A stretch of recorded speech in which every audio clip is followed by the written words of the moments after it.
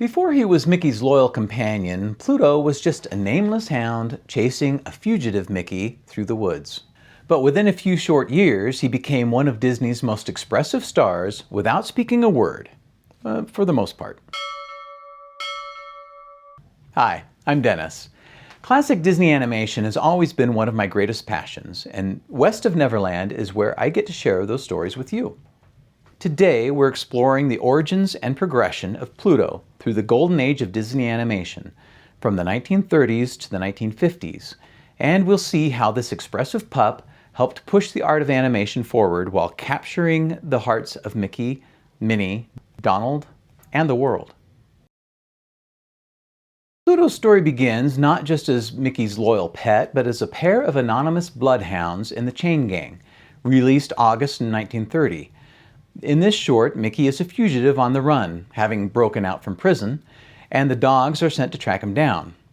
Their design was so distinctive that it was used later for Pluto. In the 1954 Disneyland TV series episode, A Story of Dogs, Walt Disney told Pluto's origin story this way. Our first dog star was Pluto. A lot of you probably remember Pluto. Back in the early 30s, we were doing a story where Mickey Mouse escaped from a chain gang, and we needed a bloodhound. Pluto got the part and turned out so well, we used him twice.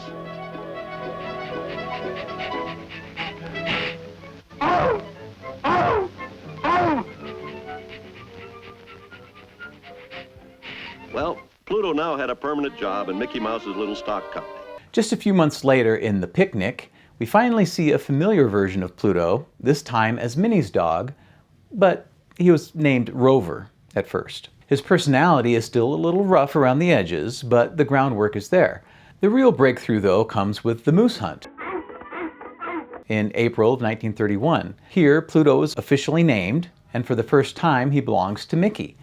But the studio was still experimenting. At one point, Pluto drops to his knees and blurts out "Mammy" in an Al Jolson impression. Later, he even fakes his own death to tease Mickey. He breaks the fourth wall to grin at the audience before sitting up and saying, "Kiss me," to reveal to Mickey that he's not actually dead. Kiss me. It's a bizarre moment, but it shows just how unsure the animators were about whether Pluto should talk like all of the other characters in Disney shorts. It's not exactly known how Pluto got his name. Some have suggested that Walt named him after a childhood dog, though there's really no evidence to support that. The more likely theory is that he was named after the newly discovered planet Pluto, discovered just a year earlier in 1930. This would have been a timely nod to a scientific milestone that was still making headlines around the world. These first three shorts also reveal how often the studio reused animation. The bloodhounds sniffing after Mickey and the Chain Gang would be later reused for Pluto in the moose hunt. Another gag that was reused is Pluto biting off a flea off his back and spitting it out in The Picnic. That was reused in the moose hunt as well. These little carryovers show how the studio economized in the early years. In fact, that bloodhound sequence was used again the third time in Fishing Around in 1931, but only this time Pluto was underwater. Now, exactly how does that work?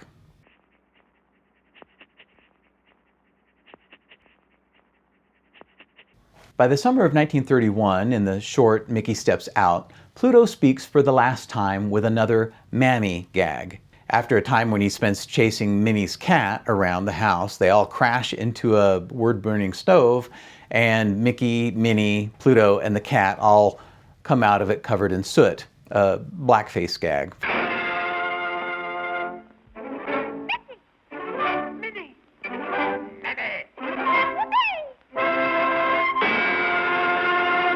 After that, he would become the silent pantomime character we know today, communicating only through his body language, expressions, and comic timing.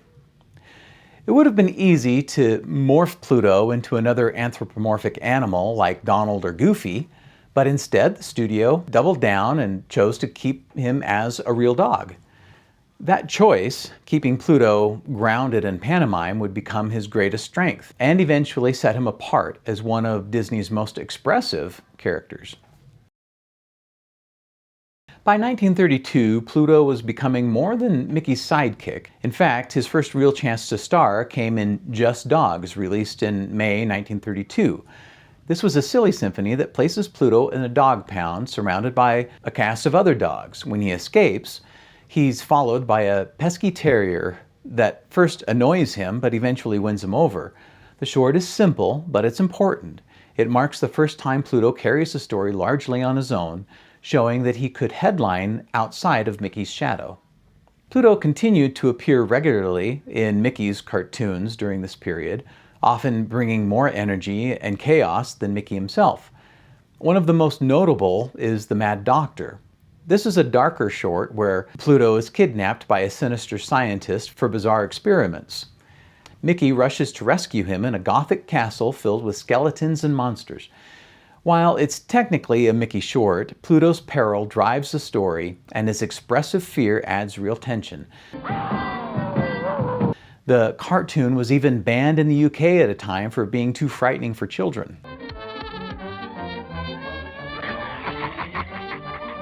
And then came Playful Pluto, released in March 1934. This short contains one of the most important moments in animation history, the legendary flypaper sequence, animated by Norm Ferguson. In it, Pluto accidentally gets himself stuck to a sheet of flypaper and spends more than a minute struggling to get free. What makes it groundbreaking is that Pluto doesn't just flail, he thinks. His expressions, his pauses, his choices all reveal a clear thought process. For the first time, an animated character convincingly appeared to have an inner life, and audiences were seeing a dog think on screen. Walt Disney often explained that animation wasn't simply about movement, it was about creating the illusion of life. You have to portray not only that this thing is moving, he once said, but it is actually alive and thinks. That principle came alive in Pluto's flypaper scene. The effect inside the studio was electric. Director Wilfred Jackson later called it the one big one, a breakthrough that made everyone stop and realize what they had achieved. Ward Kimball remembered it as a blockbuster because you could see the wheels going around in a character's head, and we were just more or less pulling out of that bouncing, dancing musical age of Disney shorts. Here comes a character that gets stuck with a situation and keeps building, almost like a Buster Keaton or Harold Lloyd or a Chaplin sequence. Norm Ferguson, the animator behind the scene, had already impressed Walt with his fluid, natural motion, but here his animation showed psychology and depth. Walt was so struck by the performance that he offered a rare occurrence of open praise for Ferguson in front of the entire staff. "Fergie, you're a great actor. That's why your animation is so good, because you feel what these characters feel." Animator Ollie Johnson, one of Walt's famed 9 Old Men, later added his own perspective. I'd always liked cartoons, but I never found any that I really laughed too hard at. And one night I went to see this thing where the dog got caught in the flypaper. And it was just hilarious to me. I rolled on the floor and so did everybody who was with me. I couldn't believe that anybody could make a dog look like he was thinking. And the scene proved so iconic that Disney brought it back years later. In 1939's Beach Picnic, the entire flypaper sequence was re-inked and colored and updated for a color-loving audience, almost shot for shot. In a way, it was an early experiment in refreshing important black and white cartoons for new audiences.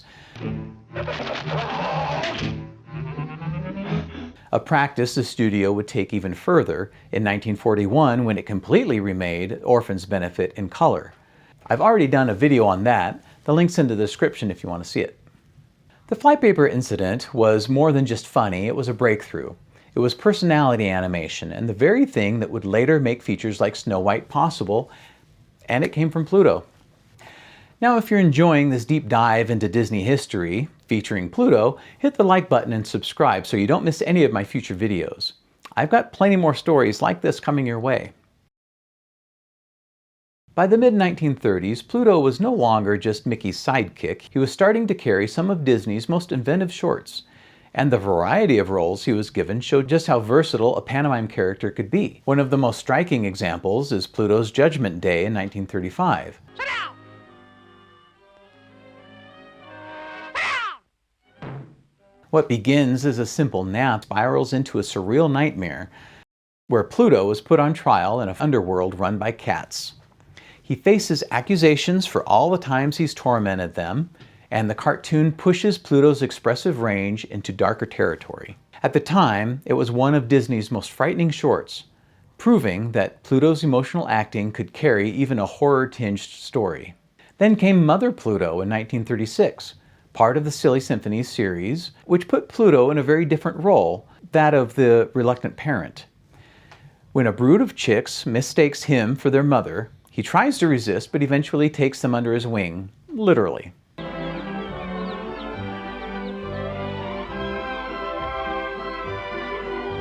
This short gave audiences a softer side of Pluto, showing that his emotions could be tender as well as comedic.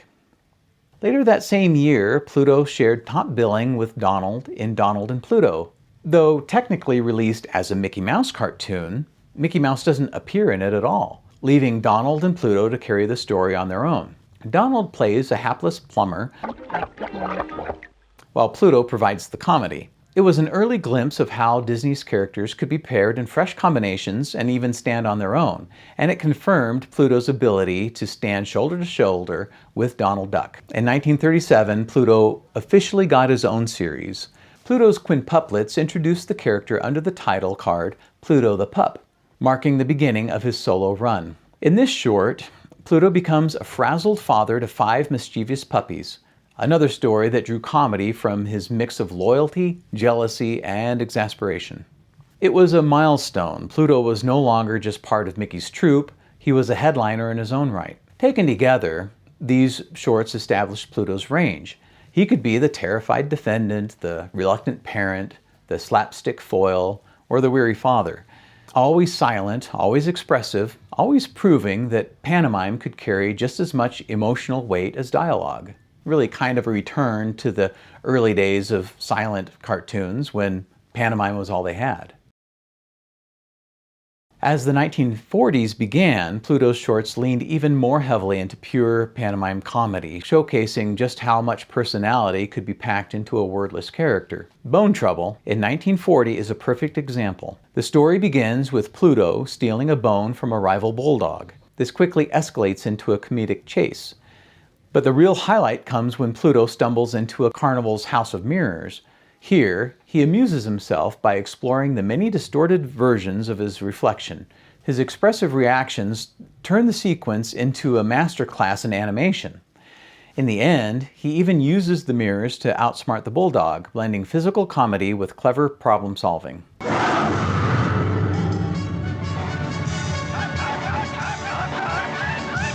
In 1941's Canine Caddy, Pluto accompanies Mickey on a round of golf. While Mickey handles the clubs, Pluto provides the laughs, fetching balls, chasing gophers, and creating chaos on the course. Even in a Mickey cartoon, it's Pluto's antics that steal the spotlight, showing how Mickey was becoming the straight man in his own cartoons, You're just a mutt. rather than the instigator of the comedy. But the most important milestone of this era was Lend a Paw, also in 1941. This short was a remake of an earlier Pluto story, Mickey's Pal Pluto, from 1933, although it wasn't a shot-for-shot remake like The Orphan's Benefit. In the original, Pluto saves a litter of kittens only to grow jealous as Mickey dotes on them. In the 1941 version, a single kitten replaces the litter, and Pluto's inner conflict is dramatized with angel and devil versions of himself. Who's it gonna be? You or him? Don't take that devil's bad advice. Be a good dog. Treat him nice. The result was tighter and more emotionally engaging, and it earned Disney the Academy Award for Best Animated Short Subject. What makes Lend a Paw so significant is not just the Oscar, but what it reveals about Pluto as a character. He wasn't just comic relief. He could carry a story about jealousy, temptation, and redemption, all without speaking a word. In the process, Pluto proved himself as one of Disney's most versatile stars, capable of handling both broad comedy and genuine emotional drama. When the United States entered World War II, the Disney studio turned much of its energy into supporting the war effort. Donald Duck became the everyman soldier, but Pluto also played his part. often as the loyal mascot or watchful sentry on the home front. In 1942's The Army mascot, Pluto enlists by attaching himself to an Army unit. That same year, he appeared alongside Minnie in Out of the Frying Pan, Into the Firing Line, a home front public service announcement encouraging families to save kitchen fat for ammunition, a small, everyday contribution to victory. The following year brought one of Pluto's most important wartime roles in Private Pluto. Tasked with guarding a military pillbox, he encounters two mischievous chipmunks. This was the screen debut of Chip and Dale.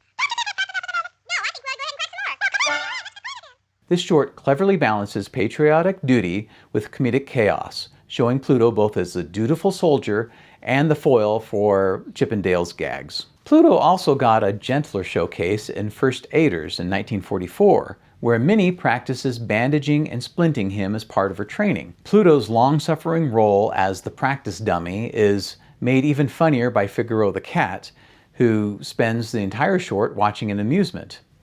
You'll remember Figaro the cat from Pinocchio. He was featured in many of the regular shorts as well. Finally, in Canine Patrol, Pluto is given a special honor. The short opens with a dedication to the dogs of the U.S. Coast Guard. Stationed on a restricted beach, he keeps watch for enemy threats while trying to prevent a hatchling turtle from trespassing toward the water. It's a quintessential Pluto situation, serious duty colliding with comedic frustration. By the end of the war, Pluto's image had spread beyond the screen. In the same Disneyland television episode Story of Dogs referenced earlier, Walt recalled Pluto's proudest moment, that of being chosen as a mascot for many U.S. military units. Dear Sir, our work consists of training dogs for attack and sentry duty for the Army. We thought a sketch of Pluto, fully trained and ready for action, would more than distinguish the dog training center. Would like an insignia of Pluto with a devilish expression, holding a bomb, backed by a circle with the inscription, "You're gonna get it." The crew of the submarine USS Dogfish has adopted Pluto as our mascot. We would like an insignia of Pluto with a diving helmet, a menacing grin, and a mermaid. Cementing Pluto not just as a cartoon character, but as a symbol of loyalty, courage, and humor during a difficult time. With the war over, Pluto returned to more lighthearted roles, often exploring family relationships or comedic rivalries. One example is Pluto's Kid Brother in 1946, which introduces his sibling, KB, a smaller, mischievous pup who constantly gets Pluto into trouble.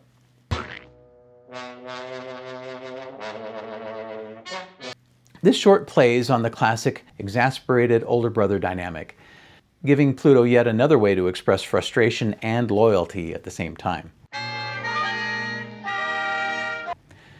That same year, Pluto co-starred with Mickey in Squatters' Rights, a short remembered today for bringing Chip and Dale back into the spotlight. The chipmunks make themselves at home in Mickey's stove, leading to a clash where Pluto does most of the heavy lifting, comedy-wise. Once again, Mickey is present but passive. The real comedy comes from Pluto's interactions with his smaller, more cunning rivals. But Pluto's most enduring role of the post-war era has to be Pluto's Christmas tree in 1952. In this short, Mickey and Pluto bring home a Christmas tree, not realizing that it was Chip and Dale's home. What follows is a holiday free-for-all as Pluto tries desperately to evict the chipmunks, only to destroy the tree in the process.